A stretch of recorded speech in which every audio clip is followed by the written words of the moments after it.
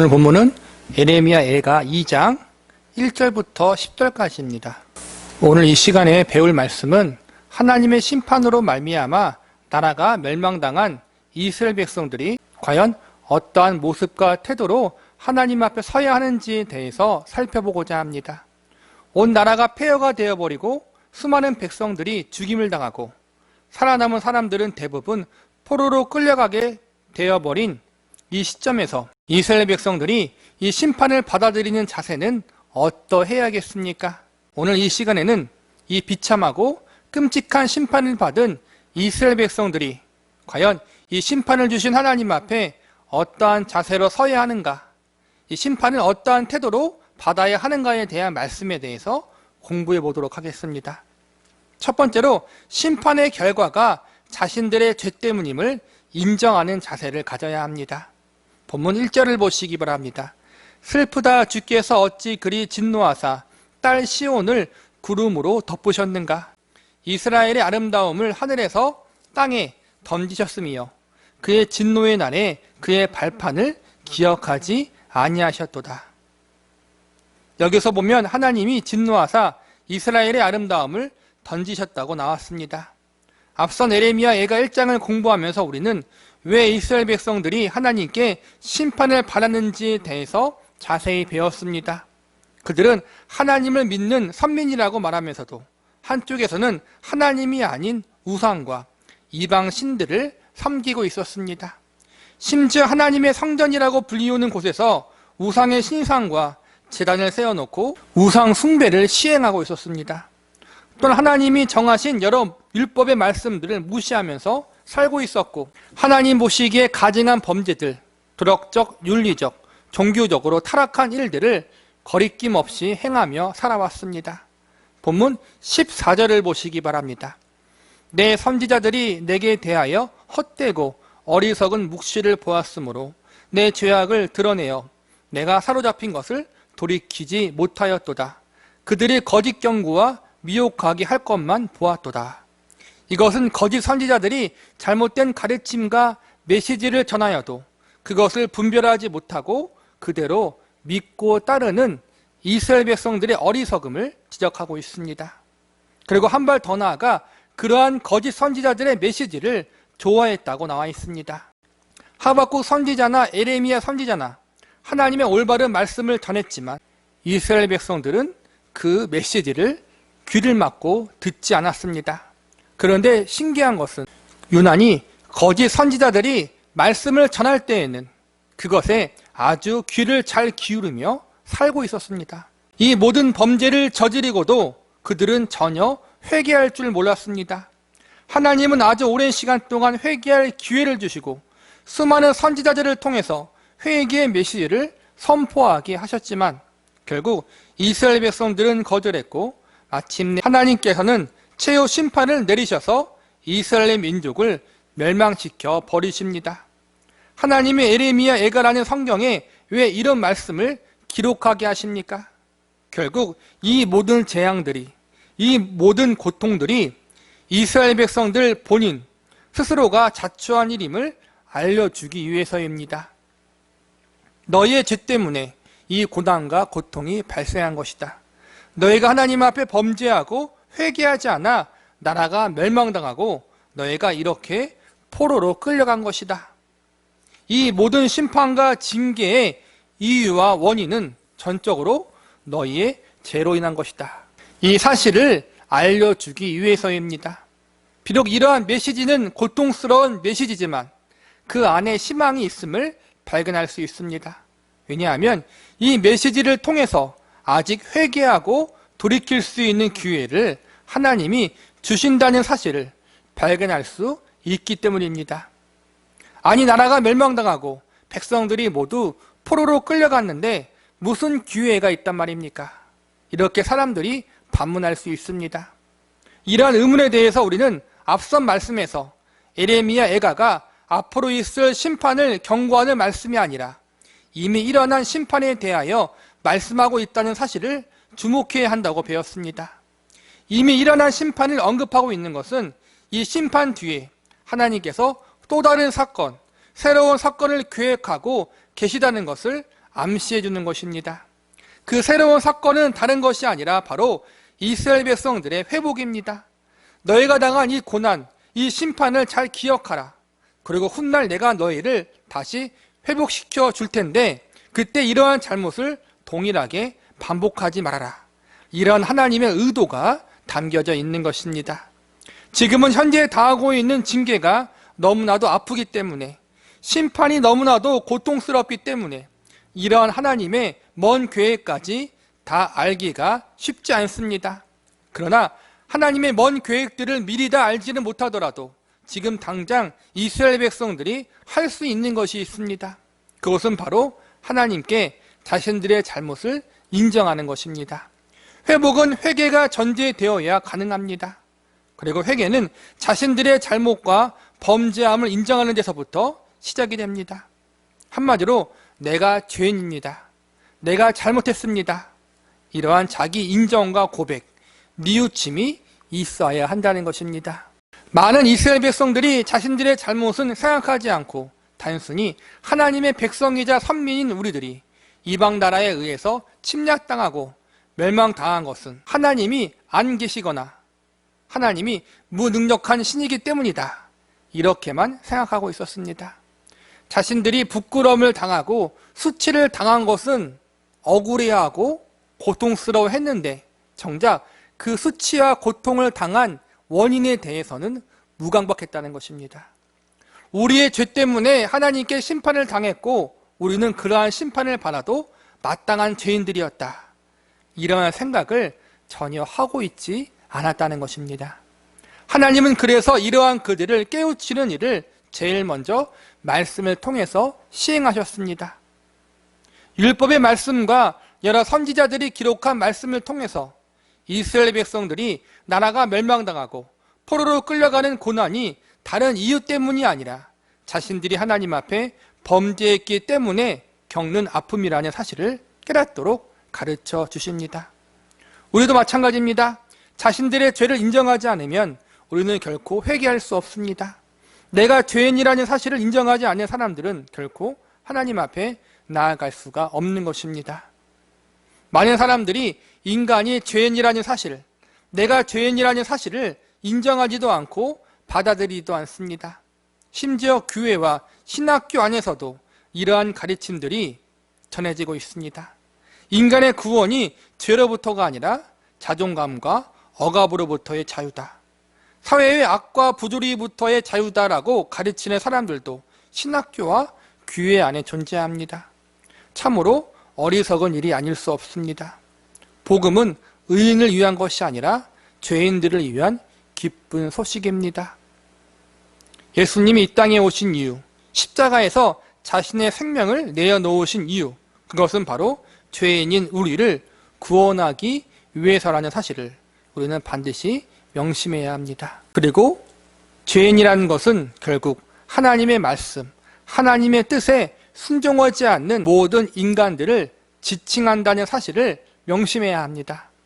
그러므로 우리는 하나님 앞에 우리가 죄인이라는 사실과 지금 우리가 당하는 대부분의 고난들, 고통들, 인생의 아픔들이 인간의 죄로 인한 죄의 결과, 바로 나 때문이라는 사실을 인정하는 자리에 서야 합니다.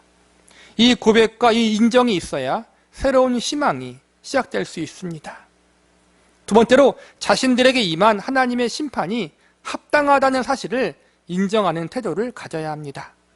우리는 우리가 죄인이며 우리의 죄 때문에 하나님의 심판과 징계를 받는다는 사실을 인정하는 자리에 가야 한다고 배웠습니다. 그런데 인간이란 존재는 스스로 그것을 깨닫지 못합니다. 오히려 왜 하나님이 우리에게 이러한 고통을 주시는가? 나는 나름대로 착하고 선하게 사는데 왜 하나님이 나에게 이러한 시련을 주는가? 이러한 하나님은 오르신 분인가? 우리 대부분은 이러한 자세를 취합니다. 이스라엘 백성들도 마찬가지입니다. 자신들의 나라가 멸망당하고 자신들이 포로로 끌려가는 비참한 일을 경험한 이후 그들의 마음속에는 하나님에 대한 불신과 원망이 가득했습니다. 우리는 하나님의 백성인데 왜 이방 민족에게 침략당하고 멸망을 당하는 것인가? 하나님이 정말로 살아계시는가? 하나님은 거짓신이 아닌가? 하나님이 살아계셔도 이방 신보다 약한 분은 아니신가? 하나님의 백성들을 지킬 힘이 없는 나약한 신은 아닌가? 이러한 뻔뻔한 자세를 취합니다. 인간이라는 존재는 절대로 스스로 죄를 깨닫고 회개하는 자리에 설 수 있는 존재들이 아닙니다. 본성이 죄인이기 때문입니다. 그래서 무엇이 필요합니까? 하나님의 말씀이 필요한 것입니다. 하나님이 에레미야 애가를 이러한 이유로 기록하게 하신 것입니다. 하나님이 살아계시지 않다. 하나님은 나약한 분이다. 우리에게 고난을 주신 하나님은 나쁜 분이다라는 이상한 생각들, 스스로의 잘못된 생각과 판단들을 막으시고 그들이 가져야 할 올바른 생각과 태도를 알려주시기 위해서 에레미야 애가의 말씀을 기록하게 하신 것입니다. 이 말씀은 궁극적으로 에레미야 선지자를 사용하셔서 하나님이 이스라엘 백성들에게 전달하고자 하셨던 하나님의 메시지였던 것입니다. 오늘 본문에 보면 제일 많이 나오는 단어 중 하나가 바로 주께서라는 단어입니다. 1절부터 10절까지만 해도 대략 7번 정도가 나옵니다.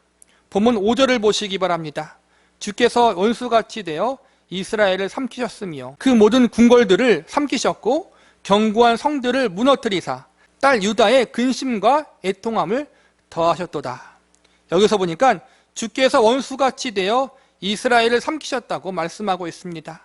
즉 하나님이 이스라엘의 원수가 되어 이스라엘을 징계하셨다는 것입니다. 이어지는 7절을 보시기 바랍니다. 여호와께서 또 자기 제단을 버리시며 자기 성소를 미워하시며 궁전의 성벽들을 원수의 손에 넘기셨으며 그들이 여호와의 전에서 떠들기를 절기의 날과 같이 하였도다. 여기서 보니까 여호와께서 제단과 성소의 성벽을 원수의 손에 넘기셨다고 나와 있습니다. 8절에서는 여호와께서 시온의 성벽을 헐기로 결심하셨다고 나왔습니다. 즉 하나님께서 예루살렘 성과 하나님의 성전을 모두 헐어버리시기로 작정하셨고 시행하셨다는 것입니다. 심판의 주체가 사람이 아니라 바로 하나님이라는 것입니다. 비록 바벨론이라는 나라를 통해 이스라엘 나라를 침략하게 하고 멸망시켜 버리셨지만 이 심판은 바벨론을 도구로 사용하신 하나님의 일하심이었다는 것입니다. 하나님이 이 심판을 내리셨다는 것입니다. 결국 이 메시지들은 하나님이 이 땅에 심판을 내리셨다는 것을 계속 강조하고 있는 것입니다. 이 메시지 앞에 이스라엘 백성들은 두 가지로 반응할 수 있습니다. 하나는 하나님은 나쁜 하나님이다. 어떻게 우리에게 이럴 수 있는가? 이러한 원망의 반응을 보일 수 있고, 또 하나는 맞습니다 하나님, 우리는 하나님 앞에 이러한 심판과 징계를 받아도 마땅한 존재들입니다. 이렇게 자신들의 죄를 인정하고 하나님의 심판이 합당하다는 사실을 받아들이는 자세를 취할 수 있습니다. 에레미야 애가의 말씀을 통해서 하나님이 기대하는 반응은 후자입니다. 하나님이 이 심판을 내리신 것에 대한 주권을 인정하고 이 심판이 합당하다는 사실을 인정하는 것, 이것을 하나님은 바라고 계셨던 것입니다. 우리의 죄를 인정하고 한 발 더 나아가 우리가 받은 징계를 인정하는 것이 회개의 시작입니다. 우기지 말아야 합니다. 합리화하지 말아야 합니다. 에레미야 애가를 보면 선지자가 한 번도 자신들의 죄나 이 심판에 대하여 합리화하거나 우기지 않았다는 것을 발견합니다. 에레미야 선지자가 한 일은 울며 기도하는 것뿐입니다. 그리고 이 눈물의 기도 속에는 자신들의 민족의 죄를 인정하고 하나님의 심판이 합당하다라는 고백이 들어있습니다. 주님, 우리 민족이 죄인입니다. 우리 민족이 이러한 하나님의 심판을 받는 것이 합당합니다. 우리는 하나님 앞에 범죄했습니다. 이러한 고백의 내용이 에레미야 애가의 주요 내용으로 기록되어 있습니다. 우리 역시 자기 합리화에 빠지지 말고 솔직히 하나님 앞에 나와서 내가 죄인이었고 내가 하나님 앞에 죄를 지었다는 사실을, 이것을 솔직히 인정하고 고백할 수 있는, 자백할 수 있는 자리에까지 나와야 합니다. 하나님 앞에 자기의 잘못과 죄를 자백하는 것이 회복의 출발점이라는 사실을 반드시 기억하시기 바랍니다. 마지막으로 심판 중에라도 하나님의 은혜와 자비를 구해야 합니다. 예레미야는 하나님 앞에 눈물로 자신들의 죄를 고백하고 하나님의 심판하심을 인정하는 기도를 올렸습니다. 그런데 여기서 끝나지 않았습니다. 죄를 고백하고 자신이 당하는 고난에 대하여 받아들인다는 것이 중요합니다. 죄를 고백하고 자신이 당하는 고난에 대하여 받아들인다는 것이 중요하지만 우리는 여기서 멈추면 안 됩니다. 죄에 대한 우리의 인정, 심판에 대한 우리의 바른 고백이 있은 다음 우리는 하나님의 은혜와 자비를 구하는 자리에까지 가야 합니다. 예레미야 애가는 기도이자 노래입니다. 하나님 앞에 노래의 형식을 빌려 기도하는 것입니다. 그러나 기쁨보다는 슬픔의 노래라고 할 수 있습니다. 울면서 노래하며 기도한 것입니다. 왜 기도합니까?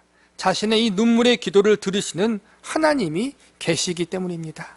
그리고 자신의 이 눈물의 기도와 노래를 듣는 하나님께 자신들을 긍휼히 여겨달라는 기도를 올려드리기 위해서입니다. 사실 예레미야 애가 1장과 2장에서는 이러한 부분이 잘 나타나 있지 않습니다. 자기 민족이 심판당해 멸망당한 것에 대한 슬픔과 아픔을 이야기하고 하나님 앞에 자신의 죄를 고백하고 이 심판이 합당하다는 것에 대해서 인정하는 말씀들이 계속 반복적으로 나오지만 하나님의 은혜와 자비를 구하는 내용들이 직접적으로 많이 나오지는 않습니다. 이러한 내용들은 3장에 이르러서야 직접적으로 나옵니다. 3장 24절과 25절, 26절에 보면 이렇게 나왔습니다. 내 심령에 이르기를 여호와는 나의 기업이시니 그러므로 내가 그를 바라리라 하도다. 기다리는 자들에게나 구하는 영혼들에게 여호와는 선하시도다. 사람이 여호와의 구원을 바라보고 잠잠히 기다림이 좋도다. 예레미야 선지자가 1장과 2장에서 자신의 민족의 고통을 목격하며 많은 눈물을 흘립니다. 그러나 눈물만 흘리면 끝나지 않고 그 눈물을 하나님을 향한 기도로 승화시킵니다. 그가 왜 이렇게 눈물을 흘리며 기도를 하는 것입니까? 그의 눈물을 들으시는 하나님이 살아계시기 때문입니다. 그리고 이러한 기도를 하나님이 들으실 것을 믿었기 때문입니다. 예레미야 선지자는 자신의 기도를 들으시는 하나님 앞에 눈물의 기도를 올리며 은혜를 구합니다. 은혜란 무엇입니까? 받을 자격이 없는 자들에게 베풀어지는 하나님의 호의입니다. 이스라엘 백성들이 범죄했기 때문에 이러한 심판과 징계를 받았습니다. 그래서 사실 하나님 앞에 용서와 회복을 말씀드리기가 참으로 부끄러울 것입니다. 그러나 그렇다고 해서 예레미야 선지자는 포기하지 않습니다. 예레미야 선지자는 자신의 민족이 잘못됐고 부끄럽기 때문에 더욱 은혜를 구했습니다. 잘났거나 잘했다면 은혜를 구할 필요가 없습니다. 못나고 못했기 때문에 은혜를 구하는 것입니다. 죄를 안 짓고 말씀대로 살았다면 사실 은혜를 구할 필요가 없습니다. 우리가 죄를 짓고 말씀에 거역하는 삶을 살았기 때문에 우리는 눈물로 하나님 앞에 나아가 그분의 은혜를 구하는 것입니다. 이것이 바로 기독교의 복음입니다.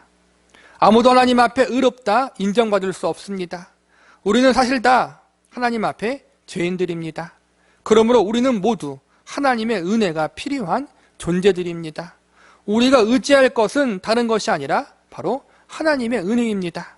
본문 6절을 보시기 바랍니다. 주께서 그의 초막을 동산처럼 헐어버리시며 그의 절기를 폐하셨도다. 여호와께서 시온에서 절기와 안식일을 잊어버리게 하시며 그가 진노하사 왕과 제사장을 멸시하셨도다.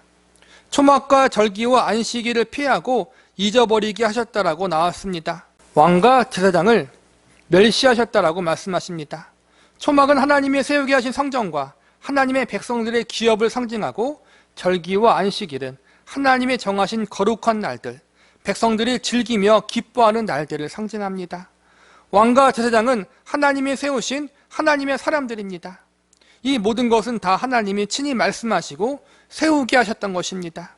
하나님의 성전은 하나님의 거룩한 언약궤가 빛이 되었고 각종 성물이 자리 잡고 있는 성스러운 곳이었습니다. 하나님이 다윗에게 꿈과 환상을 통해 어떻게 지어져야 할지 직접 알려주어 만들어진 거룩한 장소입니다. 그런데 이 모든 것들을 하나님이 헐어버리시고 멸시해버리신다라고 말씀하십니다. 모두 없애버리시겠다라고 말씀하십니다. 그만큼 이스라엘 백성들의 범죄가 하나님 보실 때 컸다는 것입니다. 하나님의 성전도 그리고 그 안에 있는 언약궤도 그들의 범죄로부터 하나님의 심판을 막게 할 수가 없었던 것입니다. 절기와 안식일도 그들의 죄악으로부터 오는 하나님의 징계를 막지는 못했습니다. 제사장과 왕도 죄로 인한 하나님의 진노를 피하게 하지 못했습니다. 이는 그 어떠한 것도 하나님의 심판을 막거나 피할 수 없다는 사실을 보여주는 것입니다. 하나님의 심판으로부터 그들은 그 어떠한 것도 의지할 수 없고 의지해도 소용이 없다는 것을 보여주고 있는 것입니다. 그러나 단 하나, 하나님의 심판과 징계가 임할 때 이스라엘 백성들이 의지할 것이 있습니다. 그것은 바로 하나님의 은혜입니다. 그것은 바로 하나님의 은혜입니다. 세상의 그 어떠한 것도 심지어 하나님의 거룩한 것들이라고 여겼던 모든 것들도 그들을 구원해 줄 수 없었습니다. 그러나 오직 하나님의 은혜만은 그들을 구원할 수가 있었습니다. 그래서 지금 에레미야 선지자는 오직 하나님의 은혜를 구하고 있는 것입니다. 회개란 다른 것이 아니라 바로 하나님의 은혜를 구하는 것입니다. 에레미야 예가 3장 22절과 23절을 보시기 바랍니다. 여호와의 인자와 긍휼이 무궁하심으로 우리가 진멸되지 아니함이니이다. 이것들이 아침마다 새로우니 주의 성실하심이 크시도소이다. 그렇습니다. 범죄한 이스라엘 백성들이 해야 할 일, 그리고 죄인인 저와 여러분이 해야 할 일은 하나님의 은혜와 자비를 구하는 것입니다. 이것이 이스라엘 백성들이 살 길이고 저와 여러분이 살 길입니다. 그리고 이것이 회개이고 이것이 회복의 시작입니다. 어떠한 일이 있더라도 하나님의 은혜를 구하는 일을 포기하지 마시기 바랍니다. 어떠한 상황, 어떠한 자리에 있더라도 하나님의 자비하심과 긍휼하심을 구하는 일을 주저하지 마시기 바랍니다. 우리가 죄인이기 때문에 은혜를 구하는 것입니다. 우리가 심판받아 멸망당해야 할 존재이기 때문에, 죽어 마땅한 존재이기 때문에 자비와 긍휼을 구하는 것입니다. 우리의 더러운 모습 때문에, 일단 우리의 꼬라지가 형편이 없어서 도저히 하나님을 뵐 면목이 없어도 그럼에도 불구하고 주저하거나 포기하지 마시기 바랍니다. 하나님은 하나님을 향해 눈물로 은혜를 구하는 자들을 결코 외면하지 않으십니다. 자신의 죄와 죄인됨을 솔직히 인정하고 회개했던 에레미야의 이 고백이 우리의 고백이요 우리의 기도가 될 수 있기를 바랍니다. 그리고 그럼에도 불구하고 하나님 앞에 나아가 그분의 은혜와 자비 구하기를 포기하지 않고 계속해서 하나님의 긍휼하심을 구하며 간구할 수 있는 저와 여러분이 되시기를 간절히 기도합니다.